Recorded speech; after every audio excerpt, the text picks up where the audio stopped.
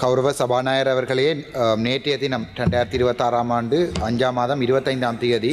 இந்த உயரிய சபையில் மாலை 3:30 மணியளவில் எனது உரையின் பின்னர்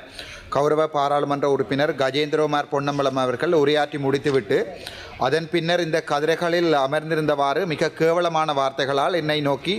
மிக அசிங்கமாக வார்த்தை பிரயோகம் செய்திருந்தார். இந்த வார்த்தை பிரயோகங்களானது பாராளுமன்றத்தில் உள்ளே இருக்கும் கேமராக்களிலும் பதிவு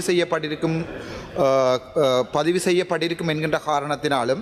மேலும் கௌரவ பாராளுமன்ற உறுப்பினரின் கட்சி தொண்டர்கள் அடியாட்கள் ஐவருக்கு எதிராக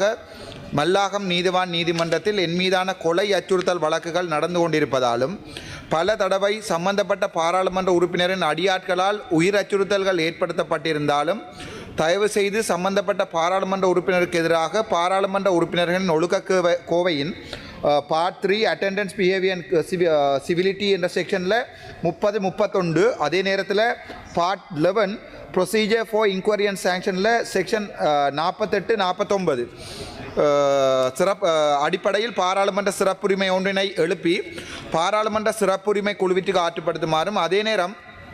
பாராளுமன்ற காணொலிகள் மற்றும் பாராளுமன்ற உறுப்பினர்கள் அவர்களுடைய வாக்குமூலம் பெறப்பட்டு தகுந்த நடவடிக்கை எடுக்குமாறும், அதே நேரம் இவ்வாறான பாராளுமன்ற உறுப்பினர் ஒருவர் பாராளுமன்ற சிறப்புரிமை குழுவின் உறுப்பினராக இருக்கின்ற சந்தர்ப்பம் பாராளுமன்ற சிறப்புரிமை குழுவை கேள்விக்குட்படுத்தும் என்பதால் இது தொடர்பாக கௌரவ பாராளுமன்ற உறுப்பினர்